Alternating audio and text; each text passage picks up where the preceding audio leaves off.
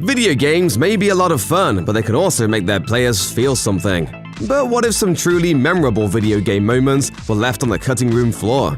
Would these games still pack the same punch without these iconic characters and scenes? Psychonauts 2, the sequel to the popular platform game Psychonauts, was met with favorable reviews following its release in August 2021. Like its predecessor, the game features some fascinating and bizarre bosses against enemies like Lady Luctopus, the gluttonous goats, and the Librarian. Get ready for the shushing of your life! However, these captivating fights were almost left on the cutting room floor. Double Fine boss Tim Schafer revealed in an interview with G4 that, had the studio not been bought by Microsoft, the game would have been very different from the version that eventually released. Concerned about financial resources and scheduling troubles, Double Fine initially made the decision to remove the boss battles from the game, mainly because they'd be the easiest to trim. However, due to the symbolic meanings of the bosses and the battles themselves in the world of Psychonauts, Schafer did not want to cut the battles. So when Microsoft asked what he would do with the game if resources were not a concern, he opted to put the boss fights back in. The 2013 action-adventure survival horror game The Last of Us was met with universal acclaim upon release. Players were captivated by Naughty Dog's story of smuggler Joel escorting teenage girl Ellie across a post-apocalyptic United States landscape filled with zombie-like monsters. Eurogamer editor-in-chief Ollie Welsh called it a beacon of hope for the survival horror genre, and specifically praised the game's brave ending.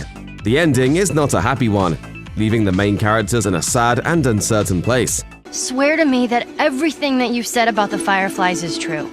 Ollie Welsh and likely many of the game's other fans would have been sorely disappointed if The Last of Us had stuck with the original plan for the game's ending. The game's director, Neil Druckmann, revealed in an interview with Game Informer that the game's original ending was much more hopeful, concluding with Ellie and Joel ready to start a new life in San Francisco. However, as the game's development progressed, Druckmann realized that this type of ending did not feel honest anymore and would be too easy on Joel. Though the new ending was a point of contention among Naughty Dog staff, as discussed in a Reddit AMA with Druckmann, it is the conclusion the team went with, and the emotional resonance of that darker ending speaks for itself. Fire Emblem Warriors is a Musou hack-and-slash action role-playing game featuring characters from several of the Fire Emblem games, including Lucina and her father, Chrom. The game includes a heartfelt scene in which Lucina reveals her identity to Chrom, introducing herself to him, much to his shock, as his daughter. This tender and memorable father-daughter reunion almost didn't take place, however, as Lucina was nearly left out of the game. In an interview with Nintendo Dream translation by Nintendo Everything, producer Yosuke Hayashi and director Hiroya Usuda explained that they initially planned to exclude Lucina from the game out of a concern that adding her in would give the game too many sword-wielding characters, as well as an uncertainty about whether any characters of the franchise's so-called children generation would be included. However, after deciding that her role in the event would make the story more interesting, the devs added Lucina to the final roster of characters. God of War is a game full of powerful, impactful moments, but one of the most iconic is the scene where Kratos returns to his home to fetch the Blades of Chaos, bringing his journey full circle. In an interview with GameSpot, director Cory Barlog shared that this scene almost didn't happen, as the Blades of Chaos pose several potential problems that could hamper development. You will always be a monster. First, there was concern there would not be enough time to tweak the weapon for an optimal player experience, as it was added during the game's last year of development. In comparison, the Leviathan axe took nearly 4 years of development time to perfect. Another potential issue stemmed from the game's new camera angle, which was now framed over the protagonist's shoulder and might make it difficult to get the blades to look and feel like previous games. However, Barlog considered the Blades of Chaos to be a necessary story inclusion, and so their triumphant return made it into the final game.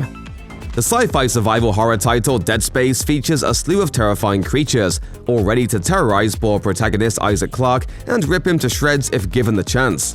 The game's monsters are the necromorphs, corpses mutated into heart-pounding, stomach-churning new forms by an alien infection. One of the deadliest of these monstrosities is the drag tentacles, which reach through holes to, you guessed it, drag Isaac to his death.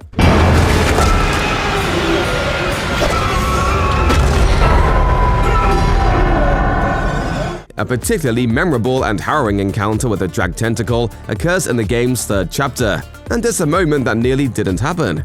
Glenn Schofield, the creator of Dead Space, delved into the process behind the game's development with Ars Technica and revealed how difficult it was to get the sequence right. The developers struggled with the animation, resorting to animating each part of the scene layer by layer. The team almost had to sacrifice the interactive element of the scene, which involves shooting at the tentacle to try to free Isaac, in order to make it work.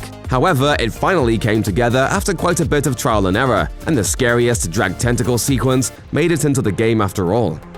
I'm going to kill you, and all the cake is gone. Even people who have never played a Portal game in their lives have probably heard a reference to the famous line, "The cake is a lie."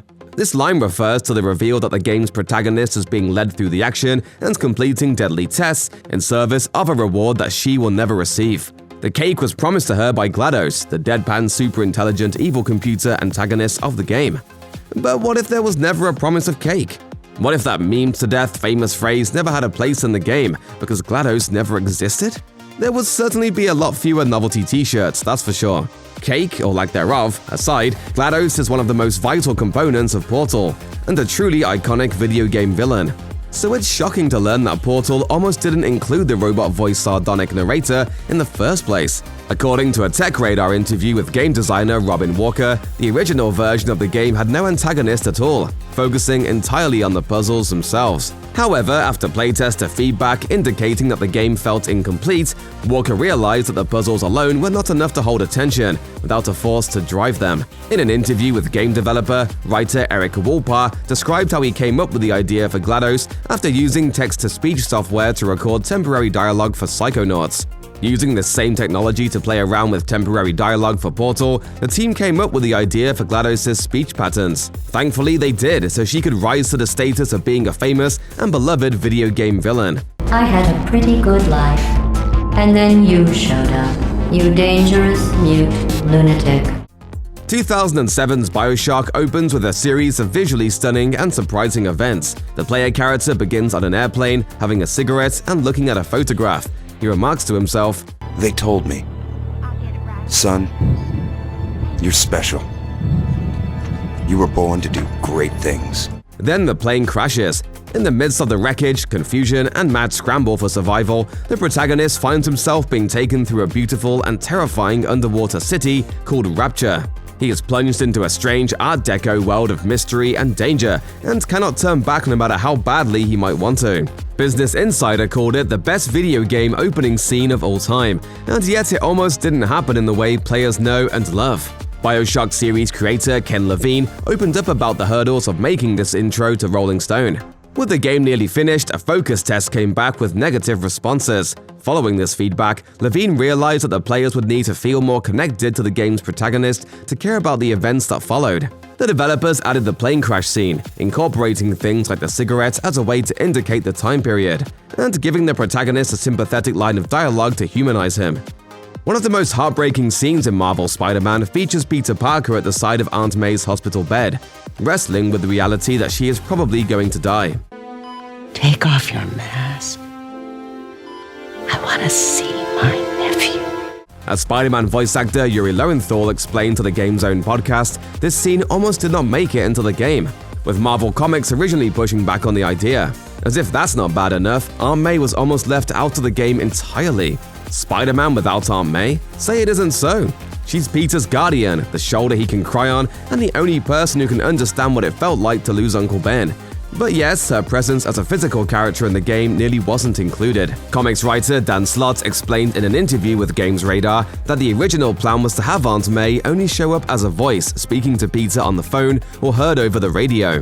Insomniac allegedly told Slott, who worked on the game's narrative, that animating older characters with wrinkles was too difficult and would require too many resources. Luckily, Slott convinced Insomniac that Aunt May was integral to the story, allowing players to see this familiar face and have their hearts torn out from their chests by her storyline too. I am so proud of you. And Ben would be too.